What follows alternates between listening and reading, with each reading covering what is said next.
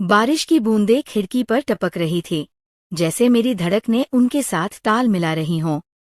हर बूंद के साथ दिल तेजी से धड़कता, और मैं उस दरवाजे के सामने खड़ी थी, जिसके उस पार मेरे ससुर जी थे। उनकी आंखों की वो चमक, जो मैं कभी नहीं भूल पाई, आज फिर मुझे बेचैन कर रही थी। मैं कशमकश में थी, दरवाजा खोलूं या नहीं। उस रात की यादें, जो मैंने अपने मन के किसी कोने में दफन कर दी थीं, फिर से उभर आई। वो रात, जो शायद मेरी जिंदगी की सबसे बड़ी गलती थी, या फिर सबसे सच्चा पल, मैं आज तक नहीं समझ पाई। उनकी आवाज में वही कंपन था, तुम्हें पता है ना, मैं तुम्हारे लिए कितना कुछ। उनकी बात अधूरी थी, पर हर शब्द मेरे दिल को चीर रहा था। मैंने दरवाजे का हैंडल पकड़ा, मेरी उंगलियां कांप रही थीं। खोल दूं तो क्या होगा, न खोलूं तो क्या बच जाएगा। उस पल मेरी पूरी जिंदगी जैसे ठहर गई थी, और बारिश की आवाज में मेरी सांसें डूब रही थी। मेरा नाम अनन्या है, उम्र 28 साल। लोग कहते हैं कि मैं बहुत सुंदर हूँ, पर मुझे लगता है कि ये खूबसूरती कभी कभी बोझ बन जाती है, खासकर तब जब गलत नजरें उसका शिकार करें। 6 महीने पहले मेरी शादी हुई थी रवि से। रवि बहुत अच्छे इंसान हैं, उनकी नौकरी अच्छी है, लेकिन शादी के तुरंत बाद उनकी पोस्टिंग सऊदी अरब में हो गई। मैं ससुराल में अकेली रह गई। घर पुराना है, पर खूबसूरत, 2 मंजिला। दिन के वक्त भी सन्नाटा मुझे घेर लेता है। मेरे ससुर विश्वनाथ जी अकेले रहते हैं। मेरी सास 3 साल पहले गुजर चुकी है। विश्वनाथ जी उम्र 50 के आसपास, पर दिखते 40 जैसे। लंबे, आकर्षक, बातों में सौम्य। शुरू में मुझे लगा, मैं कितनी खुशकिस्मत हूँ कि मुझे ऐसे ससुर मिले। घर में कोई कमी नहीं, कोई रोक टोक नहीं, मैं जो चाहूँ कर सकती हूँ। किताबें पढ़ती हूँ, फिल्में देखती हूँ, खाना बनाती हूँ। मेरा कमरा खुला खुला, रोशनी से भरा, बहुत आरामदायक है। लेकिन धीरे धीरे कुछ बदलने लगा। विश्वनाथ जी मेरी खोज खबर कुछ ज्यादा ही लेने लगे। मैं कहाँ जा रही हूँ, किससे मिल रही हूँ, क्या खा रही हूँ, सब जानना चाहते थे। पहले मुझे लगा ये पुत्रवधू के लिए स्नेह है, पर फिर वो गुरुवार की शाम आई। मैं रसोई में चाय बना रही थी। बाहर हल्की बारिश हो रही थी। तभी विश्वनाथ जी ऑफिस से लौटे। उनकी सफेद शर्ट और काली पैंट भीग चुकी थी। अनन्या, तौलिया दे सकती हो? मैं जल्दी से तौलिया ले आई। वो सिर पोंछने लगे। उनके बालों में पानी की बूंदें चमक रही थी। तभी मैंने देखा, वो मुझे घूर रहे थे। नजरें सामान्य नहीं थीं। तुम आज बहुत सुंदर लग रही हो। मैं हल्की हरी साड़ी में थी, बाल खुले। मैं शर्मा गई, नजरें झुका लीं। ससुर जी, चाय लेंगे? मैंने पूछा। हाँ, पर चाय नहीं, तुम्हारे साथ बैठूंगा। उनकी आवाज में अजीब सी कोमलता थी। मेरे सीने में कुछ होने लगा। हम ड्राइंग रूम में बैठे।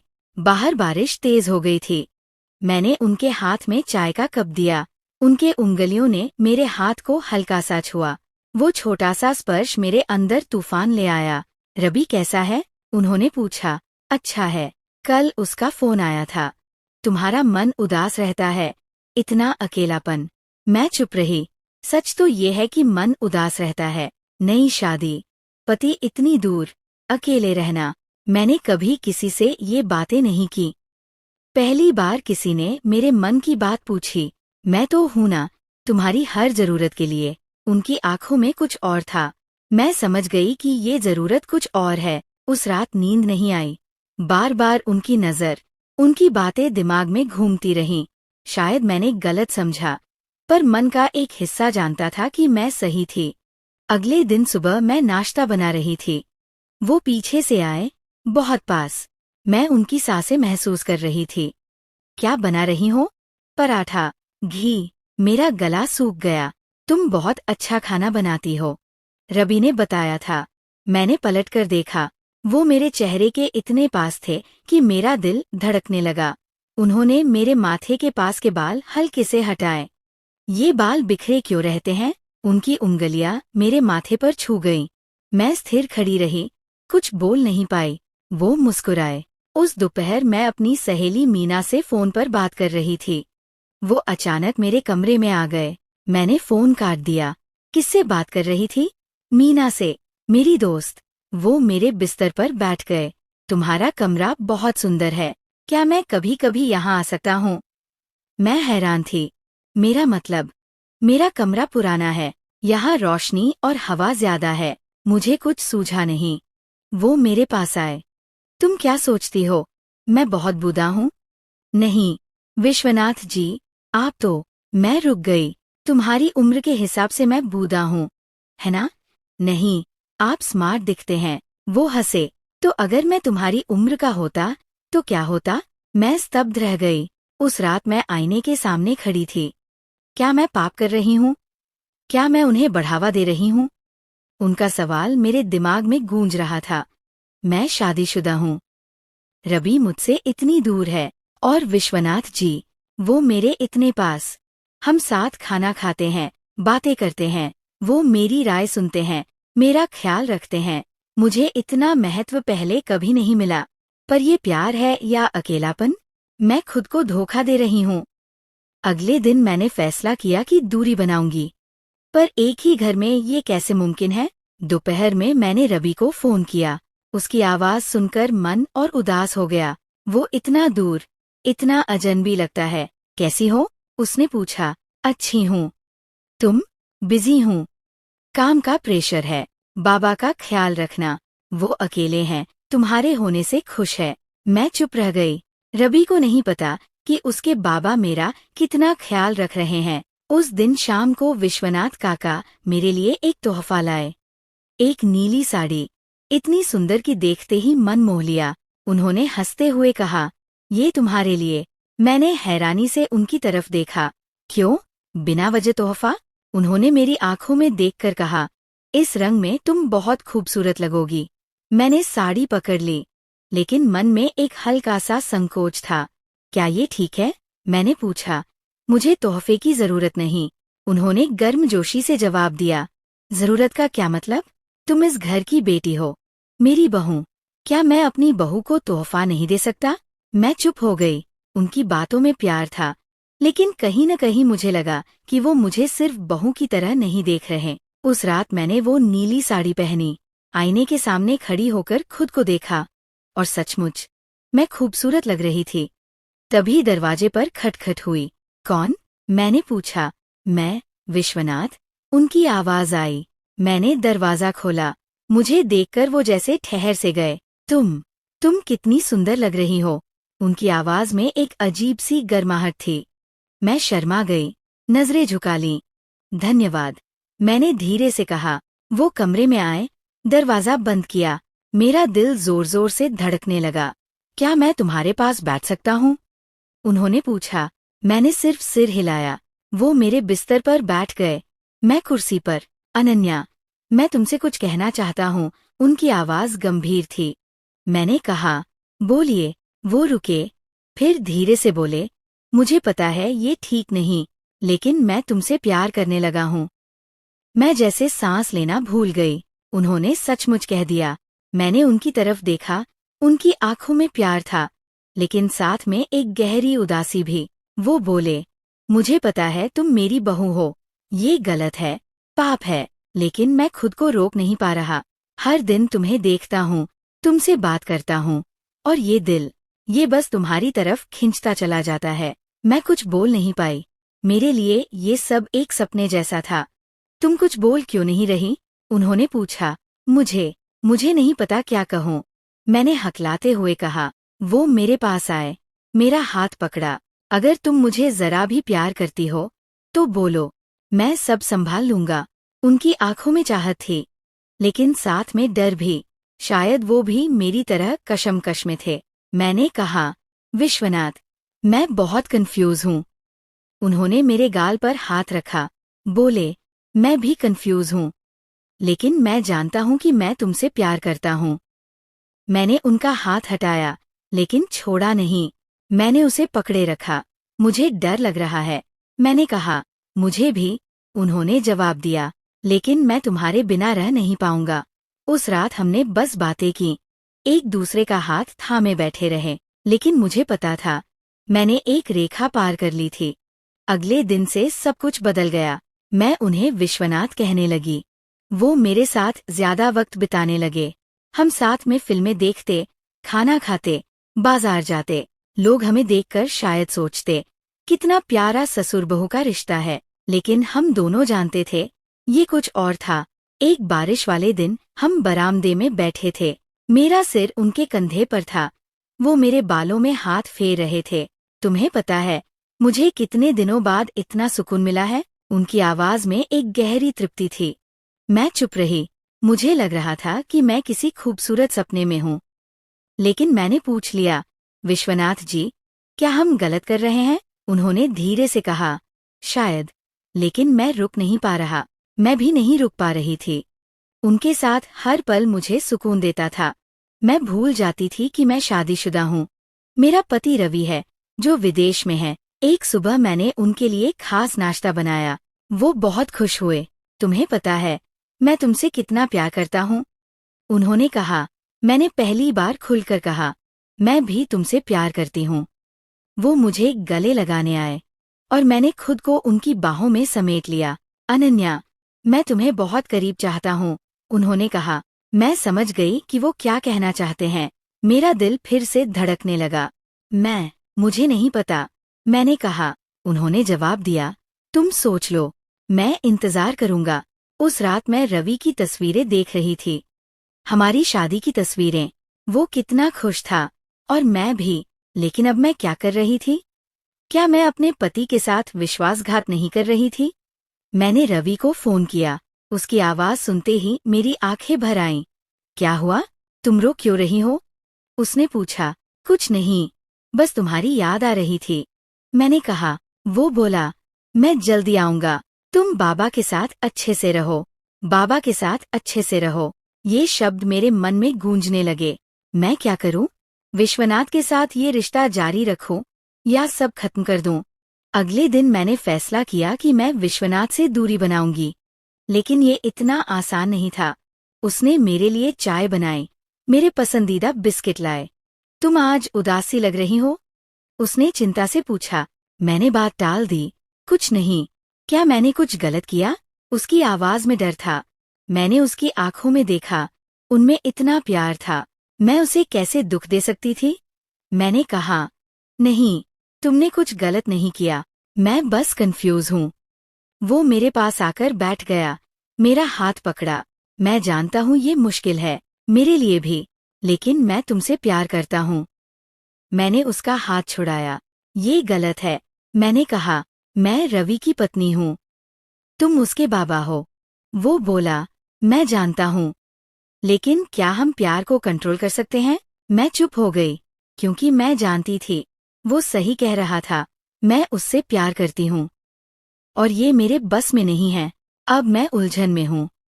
मेरे सामने दो रास्ते हैं। एक रास्ता प्यार का, जो मुझे सुकून देता है, लेकिन गलत है। दूसरा रास्ता कर्तव्य का, जो सही है, लेकिन मुझे अधूरा छोड़ देता है। मैं क्या करूं? मेरे दिल और दिमाग की ये जंग मुझे खाए जा रही है। मैं उस रात को कभी नहीं भूल सकती। 3 दिन पहले की बात है। बाहर तेज बारिश हो रही थी। हवा इतनी जोर से चल रही थी कि पेड़ों की टहनियां टूटने की आवाज मेरे कानों में गूंज रही थी। बिजली की चमक से पूरा घर जैसे हिल रहा था। मैं अपने कमरे में अकेली थी। रात के करीब 11 बजे एक किताब पढ़ने की कोशिश कर रही थी, लेकिन मन उस किताब में कहाँ था। तभी दरवाजे पर खटखटाहट हुई। मेरा दिल धक से रह गया। कौन? मैंने पूछा। मेरी आवाज में थोड़ा डर था। मैं, विश्वनाथ। उसकी आवाज कांप रही थी। मैंने दरवाजा खोला। वह सामने खड़ा था, पूरी तरह भीगा हुआ। उसके बाल बिखरे हुए, सिर्फ एक पतली हाफ शर्ट बदन पर। बारिश की बूंदें उसके चेहरे से टपक रही थी। क्या हुआ? मैंने पूछा। मेरी आवाज में चिंता थी। मेरे कमरे की छत से पानी टपक रहा है। क्या मैं यहाँ थोड़ी देर रह सकता हूँ? उसने कहा। मैं एकदम सन्न रह गई। उसे अपने कमरे में बुलाऊं? इस रात में? तुम ड्राइंग रूम में रहो ना, मैंने हड़बड़ाते हुए कहा। वहाँ भी पानी टपक रहा है। सिर्फ तुम्हारा कमरा ही ठीक है, उसने जवाब दिया। मैंने उसकी आंखों में देखा। उनमें एक अजीब सी चाहत थी, एक ऐसी चमक जो मुझे बेचैन कर रही थी। मुझे लगा वो झूठ बोल रहा है, लेकिन मेरे पैर जैसे जड़ हो गए। मैं उसे रोक नहीं पाई। ठीक है, मैंने धीरे से कहा, लेकिन मैं कुछ नहीं करूंगी, सिर्फ एक रात। उसने सिर हिलाया और अंदर आ गया। मैंने दरवाजा बंद किया। मेरा दिल जोर जोर से धड़क रहा था। तुम पूरी तरह भीग गए हो, मैंने कहा और उसे एक तौलिया थमा दिया। वह अपने बाल पोंछने लगा। मैं उसे चुपके से देख रही थी। बारिश में भीगा उसका चेहरा कितना सुंदर लग रहा था। उसकी आंखें, उसकी मुस्कान, सब कुछ जैसे मुझे खींच रहा था। तुम्हें पता है अनन्या, मैंने कितने दिन तुम्हारे साथ अकेले रहने का सपना देखा है, उसने अचानक कहा। उसकी आवाज में इतनी गहराई थी कि मेरा मुंह सूख गया। मैं कुछ बोल नहीं पाई। वह मेरे पास आया, इतना पास कि मैं उसकी सांसें महसूस कर सकती थी। अनन्या, मैं तुमसे प्यार करता हूँ, उसने कहा और मेरे होठों पर एक हल्का सा चुंबन दे दिया। मेरा दिमाग चिल्ला रहा था कि ये गलत है, लेकिन मेरा दिल, वो तो रुक ही नहीं रहा था। मैंने विरोध नहीं किया, मैं कर ही नहीं पाई। मैंने उसकी छाती पर सिर रख दिया। मेरी आंखों में आंसू आ गए। मैं जानती थी ये गलत है, लेकिन उस पल में मैं बस बहना चाहती थी। उस रात हमने कुछ नहीं किया, बस एक दूसरे को गले लगाकर लेटे रहे। मैंने उसकी छाती पर सिर रखा, उसने मेरे बालों में हाथ फेरा। हमने बातें की, प्यार की, भविष्य की। क्या हम साथ रह सकते हैं, मैंने पूछा। मुझे नहीं पता, लेकिन मैं कोशिश करूंगा, उसने कहा। रवि का क्या होगा, मैंने फिर पूछा। वह चुप हो गया। हम दोनों जानते थे कि इस सवाल का कोई आसान जवाब नहीं है। अगली सुबह जब मैं उठी, विश्वनाथ वहां नहीं था। वह अपने कमरे में चला गया था। मैंने राहत की सांस ली, लेकिन मन का एक कोना उसके लिए तड़प रहा था। नाश्ते के वक्त हमने सामान्य व्यवहार करने की कोशिश की, लेकिन जब भी हमारी नजरें मिलती, मैं शर्मा कर नजरें फेर लेती। कल रात तुम्हें नींद कैसी आई, उसने पूछा। अच्छी, मैंने झूठ बोला।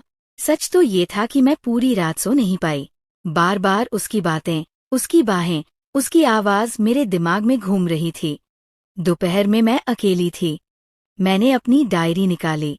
मैं हमेशा अपने मन की बातें उसमें लिखती हूँ। क्या मैं पागल हो गई हूँ? क्या मैं वाकई विश्वनाथ से प्यार करती हूँ, या ये सिर्फ अकेलापन है? क्या मैं अपनी शादीशुदा जिंदगी बर्बाद कर रही हूँ? मैं कुछ समझ नहीं पा रही थी। बस इतना जानती थी कि विश्वनाथ के साथ मैं खुश थी।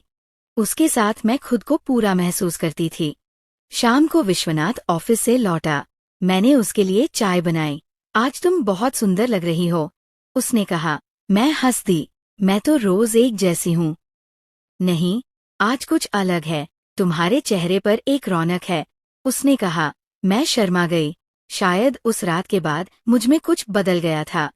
फिर उसने अचानक कहा, अनन्या, मैं रवि को हमारे बारे में बताना चाहता हूँ। मैं स्तब्ध रह गई। हमारे रिश्ते के बारे में? हाँ, उसने कहा। मैं तुमसे शादी करना चाहता हूँ। मैं जैसे जमीन पर ठिठक गई। शादी? तुम मुझसे शादी करना चाहते हो? हाँ, मैं जानता हूँ ये मुश्किल है, लेकिन मैं तुम्हारे बिना नहीं रह सकता। मुझे वक्त चाहिए, मैंने हकलाते हुए कहा। ठीक है, लेकिन ज्यादा वक्त नहीं। मैं अब और छुपा नहीं सकता, उसने कहा। उस रात मैं अपने कमरे में अकेली बैठी सोच रही थी। विश्वनाथ मुझसे शादी करना चाहता है, लेकिन क्या ये संभव है? क्या मैं रवि को छोड़कर उसके साथ रह सकती हूँ? मैंने मोबाइल उठाया, रवि का नंबर डायल करने की कोशिश की, लेकिन हिम्मत नहीं हुई। मैं उसे क्या कहूंगी कि मैं उसके पिता से प्यार करती हूँ? रात 12 बजे फिर दरवाजे पर खटखटाहट हुई। मैं जानती थी ये विश्वनाथ है। मैंने दरवाजा खोला। नींद नहीं आ रही, उसने पूछा। नहीं, तुम्हें भी, मैंने कहा। मुझे भी नहीं, मैं तुम्हारे बारे में सोच रहा था, उसने कहा और मेरे कमरे में आकर बैठ गया। मैं उसके बगल में बैठ गई। अनन्या, मैं जानता हूँ मैंने तुम्हें मुश्किल में डाल दिया है, लेकिन मैं तुम्हारे बिना जी नहीं सकता। मैंने उसका हाथ पकड़ा। मैं भी तुम्हारे बिना नहीं रह सकती, लेकिन मुझे डर लग रहा है, सब कुछ का, रवि का, समाज का, अपने आप का। उसने मुझे गले लगा लिया। मैंने उसकी छाती में मुंह छुपा लिया। उस पल में मुझे सुकून मिला, लेकिन मन के एक कोने में ये डर भी था कि ये सब कहाँ ले जाएगा। मैं बस इतना जानती थी कि मैं उससे प्यार करती हूँ, और ये प्यार मुझे डुबो रहा था। हम कहीं चले जाएंगे, नई जिंदगी शुरू करेंगे। क्या ये संभव है? उसकी आंखों में चमक थी। उसने कहा, सब मुमकिन है, अगर हम चाहें। उसकी बातों ने मेरे दिल में उम्मीद जगा दी। शायद सचमुच हम एक साथ रह सकते हैं। उस रात हमने घंटों बात की, अपने सपनों की, अपने भविष्य की। हमने तय किया कि एक योजना बनाएंगे, एक ऐसी दुनिया की जहां कोई रोक टोक न हो। लेकिन अगली सुबह सब बदल गया। मेरा फोन बजा। रवि था। उसकी आवाज में उत्साह था। अनन्या, मैं अगले हफ्ते देश आ रहा हूँ। मेरा लीव मंजूर हो गया है। मैं सन्न रह गई। क्या, तुम आ रहे हो?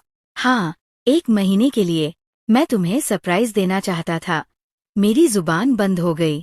दुनिया जैसे थम सी गई। उसने पूछा, तुम खुश नहीं हो? मैंने झूठ बोला, नहीं, मैं बहुत खुश हूँ। लेकिन मेरे हाथ कांप रहे थे। मैंने फोन रखा और सीधे विश्वनाथ जी के पास भागी। वह नाश्ता कर रहे थे। मैंने हड़बड़ाते हुए कहा, विश्वनाथ जी, बड़ी मुसीबत है। रवि अगले हफ्ते आ रहा है। उनका चम्मच मेज पर गिर पड़ा। उनका चेहरा पीला पड़ गया। क्या, वह आ रहा है? हाँ, 1 महीने के लिए। हम दोनों खामोश हो गए। हमारे सारे सपने जो हमने रात में बुने थे, पल में चकनाचूर हो गए। मैंने पूछा, अब क्या करेंगे? उन्होंने धीरे से कहा, मुझे नहीं पता। मैंने तो सोचा भी नहीं था कि वह इतनी जल्दी आएगा। क्या हम सब खत्म कर दें? उनकी आंखों में दर्द था। मैं कुछ बोल नहीं पाई। मेरा दिल चीख रहा था, लेकिन मैं नहीं जानती थी कि मैं क्या चाहती हूँ। वो हफ्ता हमारे लिए काटना मुश्किल था।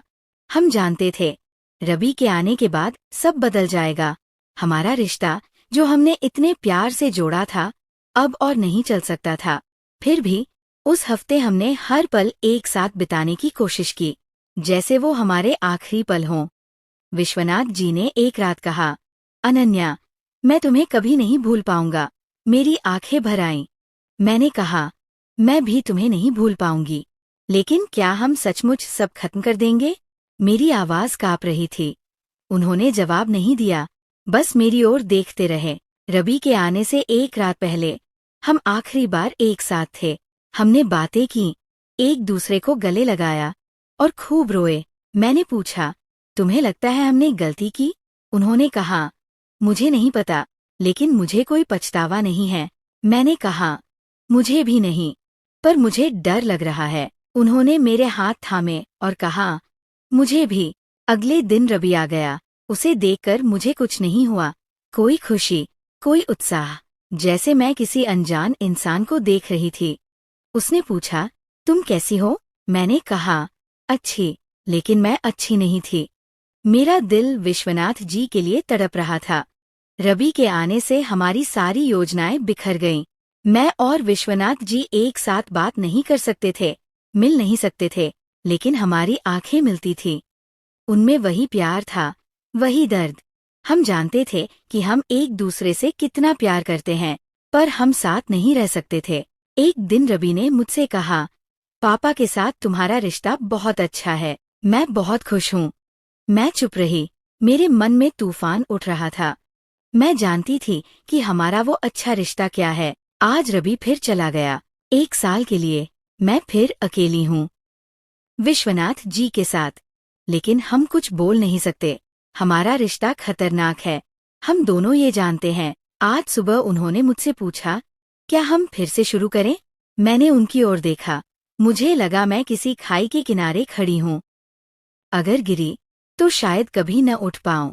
मैंने कहा, मुझे नहीं पता, लेकिन मेरे दिल के किसी कोने में मैं जानती हूँ कि मैं उनसे प्यार करती हूँ। उनके बिना जी नहीं सकती। मैं जानती हूँ हम फिर एक साथ होंगे। ये गलत है, मुझे पता है। इसका अंजाम बुरा हो सकता है, लेकिन मैं खुद को रोक नहीं पा रही। मुझे नहीं पता हमारा भविष्य क्या है। मुझे नहीं पता ये प्यार मुझे बर्बाद करेगा या खुशहाल बनाएगा। मैं बस इतना जानती हूँ कि मैं विश्वनाथ जी से प्यार करती हूँ। ये प्यार मेरा अभिशाप है या आशीर्वाद, ये तो वक्त ही बताएगा। तो दोस्तों, आपको ये कहानी कैसी लगी? कमेंट में ज़रूर बताएं। अगर आप पहली बार इस चैनल पर आए हैं तो चैनल को सब्सक्राइब करना न भूलें। ऐसी ही रोचक कहानियों के लिए तब तक के लिए हमें इजाज़त दें।